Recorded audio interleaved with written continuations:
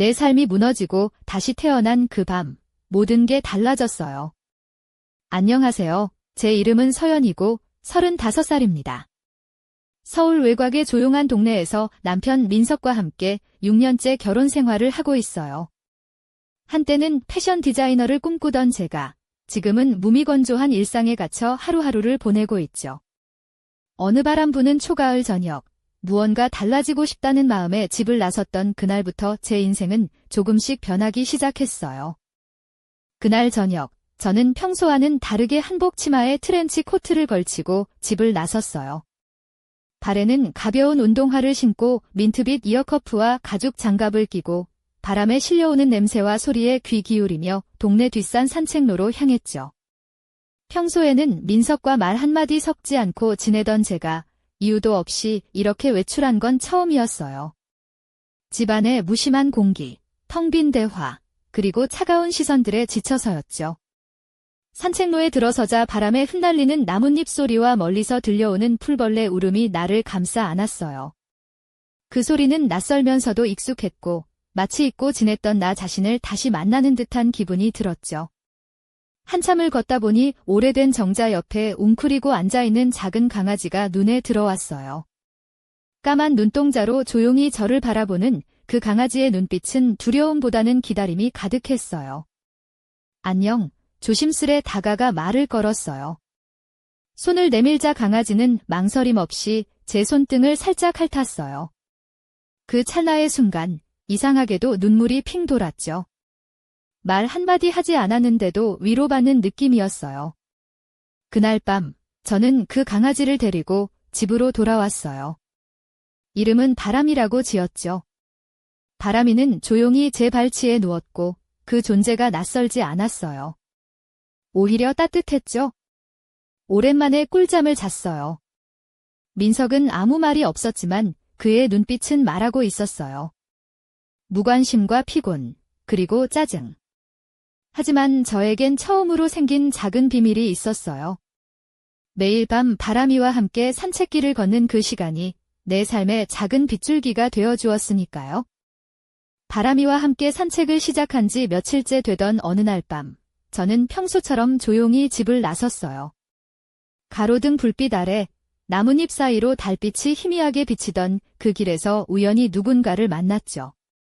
검은 후드티에 머리를 질끈 묶은 남자가 바람이를 바라보며 미소 짓고 있었어요. 그의 이름은 준호였고 근처 목공방에서 일한다고 했어요. 준호의 손끝에서는 나무 냄새가 났고 회색 맨투맨 티셔츠에 낡은 청바지, 그리고 반짝이는 운동화를 신고 있었어요. 그는 처음 마주쳤을 때부터 어딘가 모르게 무심한 듯 따뜻한 분위기를 풍겼어요.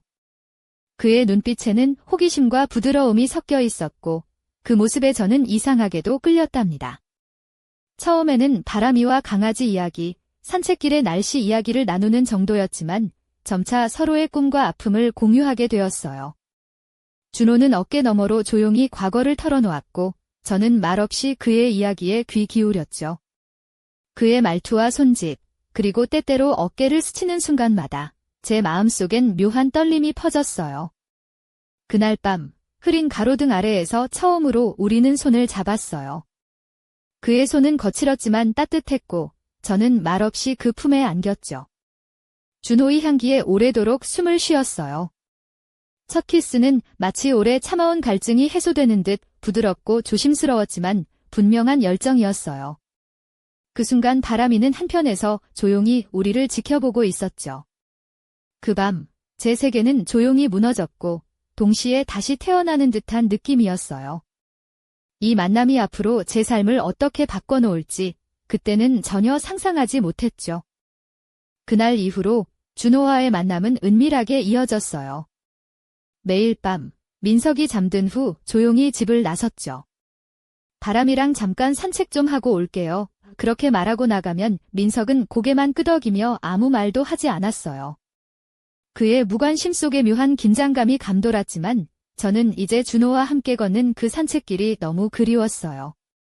준호가 기다리는 숲 근처 작은 정자와 연못이 보이는 언덕 아래는 우리만의 비밀 장소가 되었어요. 어느 날 그는 나무로 만든 작은 핀을 꺼내 제게 건넸어요. 서연 씨, 이거 내 머리카락에 어울릴 것 같아. 고전적인 나비 모양의 중앙에는 작은 자개가 박힌 그 피는 너무 아름다웠어요. 저는 한참 동안 말을 잃고 그것을 바라보다가 준호가 부드럽게 제 머리카락을 올려 묶어주었죠. 그의 손길에 온몸이 떨렸어요. 마치 부드러운 바람이 목덜미를 스치는 듯한 느낌이었답니다. 그날 저는 검은색 슬릿 치마에 하늘색 블라우스를 입었어요. 블라우스는 단정하게 잠겼지만 몸에 꼭 맞는 실크 소재였고 그 위에 니트 베스트를 걸쳤죠. 다리는 무릎 위까지 오는 검은 하이삭스에 굽낮은 구두를 신었어요. 모든 것이 조용한 욕망을 감추고 있는 듯했어요. 밤이 깊어지자 우리는 연못가 나무 아래에 앉았어요. 준호의 손이 조심스럽게 제 손을 감싸더니 천천히 손등에 입을 맞췄죠. 그 따뜻한 입술의 감촉은 제 마음속의 모든 벽을 무너뜨리는 시작이었어요. 그의 부드러운 숨결과 함께 저는 말없이 그의 어깨에 기대었고 그의 팔이 허리를 감싸 안았어요. 제 심장은 미친 듯 뛰었고 제 몸이 나보다 먼저 움직이는 듯한 기분이었어요. 그 밤, 준호와의 첫 키스는 긴장과 흥분, 그리고 숨겨진 갈망이 뒤섞인 감정의 폭발이었어요. 다람이는 조용히 한쪽에서 우리를 지켜보고 있었죠. 그 순간 제가 살아있음을 온전히 느꼈답니다. 그날 밤 이후 우리의 만남은 점점 더 깊어졌어요. 서로의 손을 놓지 않고 말없이 서로의 눈을 바라보며 시간을 보냈죠. 어느 순간 준호는 제게 조심스레 작은 나무 상자를 건넸어요. 상자 안에는 그가 직접 만든 나무 팔찌가 들어 있었어요. 얇고 매끄러운 그 팔찌는 제 손목을 감싸며 마치 그의 손길처럼 따뜻하게 느껴졌죠. 서연 씨, 이건 내가 너를 위해 만든 거야? 혹시라도 내게 무슨 일이 생길 때 이걸 보면 기억해줘. 내가 너를 진짜로 봤다는 걸. 그의 말에 가슴이 뭉클해졌어요.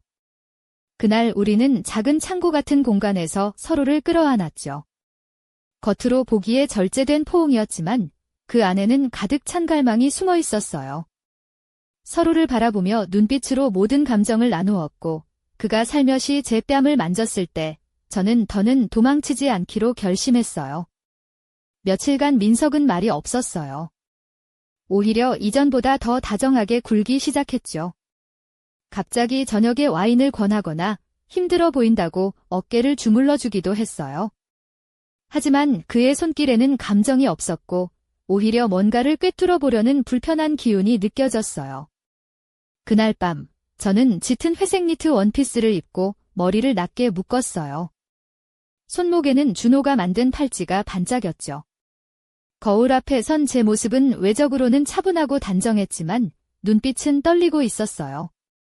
민석이 무심하게 요즘 산책이 좀 길어졌네 라고 말했어요. 저는 다람이가 예민해졌나 봐 라고 답했죠. 그의 눈이 잠시 제 손목에 머물렀지만 아무 말 없이 시선을 돌렸어요. 그 차가운 침묵이 피부를 베는 듯 날카로웠죠. 그날 밤 저는 꿈에서 땀에 젖어 깨어났어요. 꿈속에서 민석이 준호와 저를 바라보며 천천히 박수를 치고 있었거든요. 그 꿈은 저를 불안하게 했지만 동시에 현실에서 도망칠 수 없다는 걸 알려주는 듯했어요. 꿈에서 깨어난 그 밤 이후 마음속엔 알 수 없는 무거움이 가득했어요. 준호가 다음날 저를 바라보며 고개를 기울였죠. 너무 무리하지 마, 서연아. 넌 숨 쉴 권리가 있어. 그 말에 눈물이 핑 돌았어요. 입맞춤도 포옹도 없이 그는 제 등을 토닥이며 조용히 함께 길을 걸었죠. 말없이 함께하는 그 시간이 이렇게 큰 위로가 될 줄은 몰랐어요. 며칠 뒤 준호가 조심스레 제게 제안했어요. 여기서 잠시 벗어나자. 다른 공간에 있으면 내가 필요한 게 더 잘 보일 거야. 저는 그의 말에 고개를 끄덕였고 그렇게 우리는 강릉 근처의 조용한 작은 민박으로 떠났어요. 바닷가와 가까운 나지막한 언덕 위 하얀 나무집은 고요했고 사람도 거의 없었죠. 그곳에서 처음으로 두려움 없이 아침을 맞이했어요. 저는 크림빛 한복 원단을 응용한 루즈한 셔츠와 섬세한 레이스 디테일이 돋보이는 속옷을 입었답니다. 옷자락이 움직일 때마다 살결이 은근히 드러나는 모습에 준호는 숨을 삼키며 저를 바라봤어요. 그리고 그의 입술이 제 손끝에 닿았죠. 부드럽고 절제된, 그러나 분명한 갈망이 담긴 키스였어요. 저녁에는 창문을 활짝 열어놓고 조용히 와인을 나눠 마셨어요. 바람이는 옆에 누워 졸고 있었고 준호는 벽에 등을 기대고 있었죠. 갑자기 그는 말없이 손을 내밀었고 저는 아무 말 없이 그의 무릎 위에 앉았어요. 그의 두 팔이 허리를 감싸고 천천히 목덜미에 숨결을 내쉬었어요. 그날 밤 키스는 더 이상 참지 않는 키스였어요. 입술과 입술, 피부와 피부 사이에 감춰뒀던 모든 열기가 터져나왔죠. 하지만 그것은 단순한 육체적 욕망이 아닌 감정의 경유였어요. 격렬하면서도 조용했고 야하면서도 절제된 순간이었죠. 이불 위에 떨어진 머리핀, 벗겨진 양말 한 짝, 그리고 조용히 울리는 숨소리 모두가 우리만의 언어였답니다. 그 평온은 오래가지 않았어요. 서울의 집 앞에 돌아왔을 때 민석이 차 안에서 조용히 저를 기다리고 있었거든요. 내리는 저를 바라보며 그는 조용히 물었어요. 그 남자, 내가 선택한 거야. 저는 한참을 그를 바라보다가 단호하게 대답했어요. 아니, 내가 선택한 건 나 자신이야. 그 말 이후 민석은 아무 말 없이 짐을 싸서 떠났어요. 싸늘한 작별이었지만 그 자리에 묘한 해방감이 가득 퍼졌죠. 바람이는 창가에 앉아 바깥을 바라보다가 문이 닫히는 순간 고개를 돌려 저를 조용히 쳐다봤어요. 마치 기제 시작이야 라고 말하는 것 같았죠. 그 밤, 저는 아무것도 걸치지 않은 채 두꺼운 이불을 감싸 안고 침대에 앉아 있었어요. 거울 속 나의 어깨, 목선, 흘러내린 머리카락을 보며 오랜만에 스스로가 아름답다고 느꼈답니다. 그날 밤, 저는 거울 앞에 서서 깊은 생각에 잠겼어요. 부드러운 실크 가운이 이불 밑에서 살짝 보이고 얇은 베이지색 니스가 다리를 감싸고 있었죠. 어둠 속에서 내 몸이 아니라 존재 자체로서의 나를 느꼈어요. 그 순간 문이 살며시 열리며 준호가 조용히 들어왔어요. 손에는 따뜻한 유자차가 담긴 컵 하나를 들고 있었죠. 그는 아무 말 없이 제 손을 잡고 조용히 머리를 쓰다듬었어요. 그날 우리 사이에는 키스도, 격정도 없었어요. 그저 존재만으로 충분했어요. 그의 손길이 주는 위안과 안정감에 저는 마음 깊이 안도를 느꼈죠. 며칠 뒤, 바람이가 숲속으로 저를 끌고 가기 시작했어요. 이상하게도 한 곳을 향해 멈추지 않고 달려가더군요. 준호와 저는 바람이 뒤를 따라갔어요. 그리고 도착한 곳은 낡은 나무 창고였어요. 겉보기엔 버려진 듯 했지만 안에는 누군가의 흔적이 가득했죠. 먼지 쌓인 나무 상자들과 오래된 가구들이 놓여 있었어요. 준호가 조심스럽게 문을 열고 안으로 들어갔어요. 그중 한 상자에서 오래된 편지 뭉치와 사진들이 나왔어요.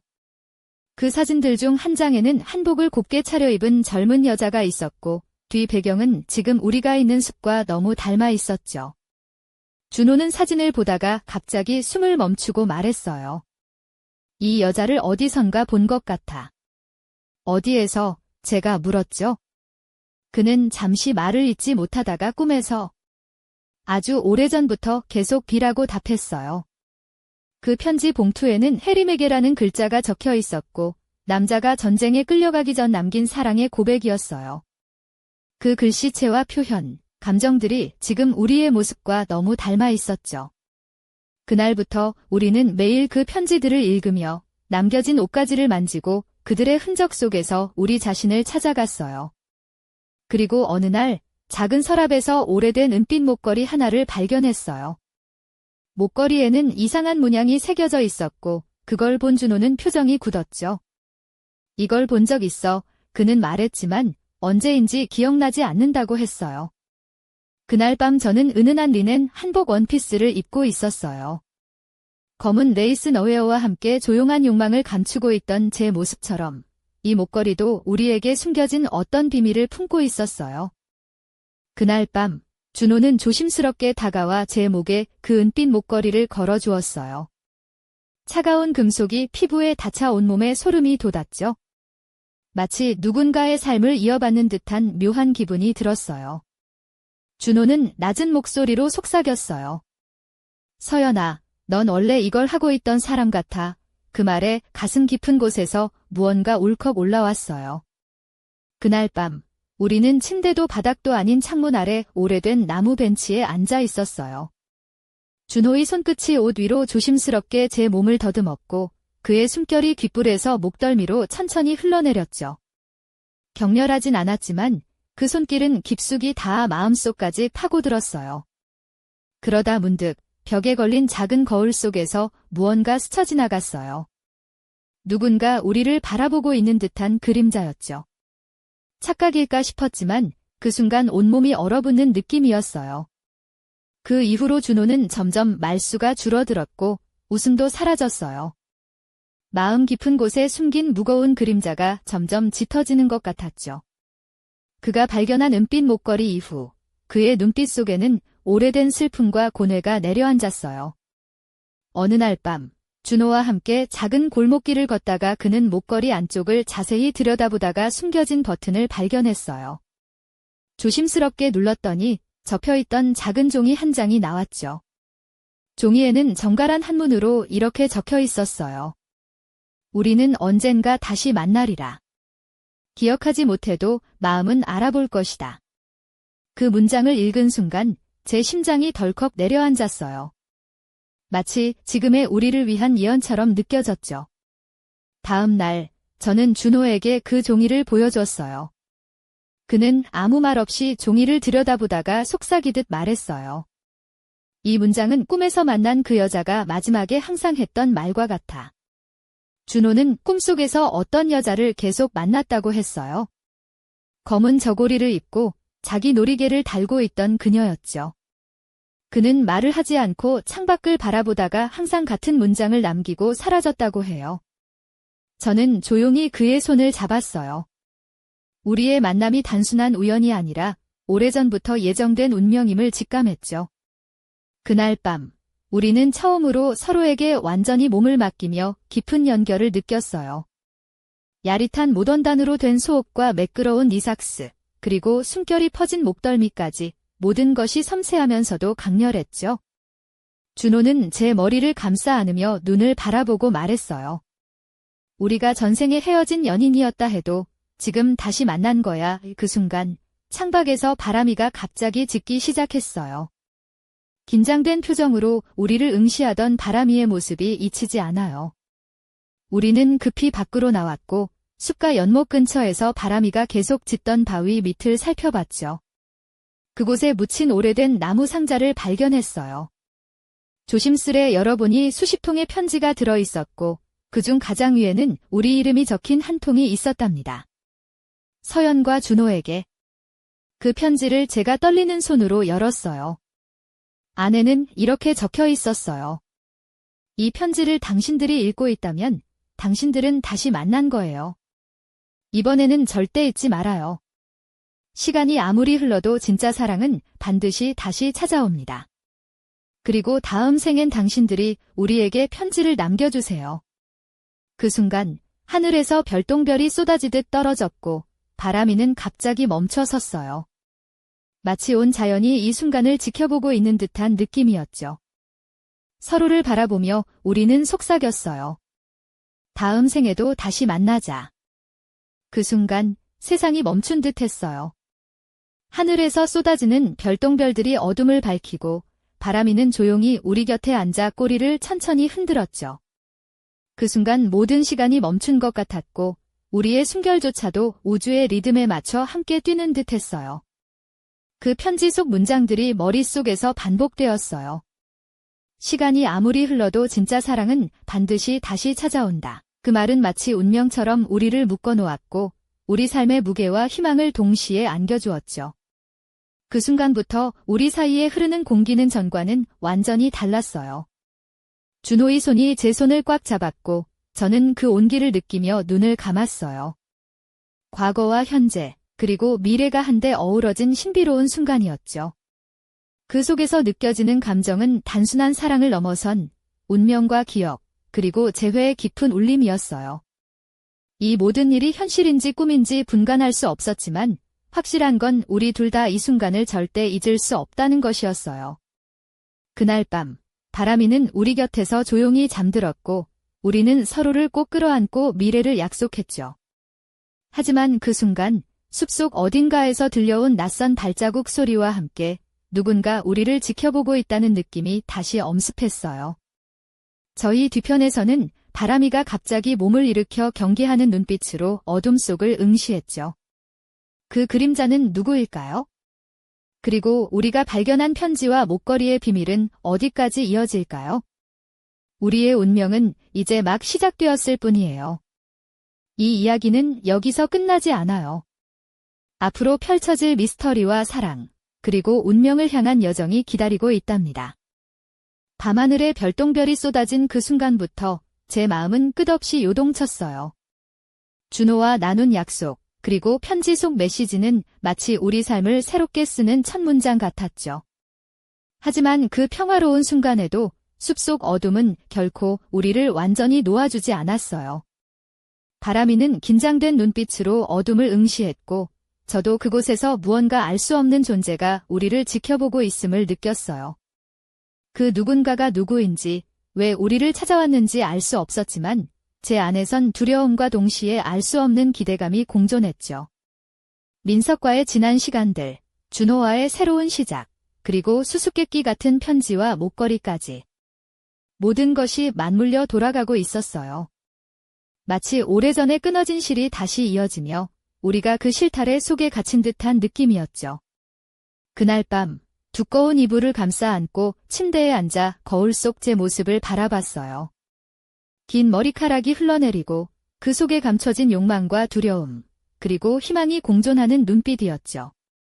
저는 알고 있었어요. 이 이야기는 끝난 게 아니라는 걸. 다음 생에서도, 다음 이야기도 우리는 반드시 다시 만날 거예요. 그리고 그때야말로 모든 진실이 밝혀질 테니까요.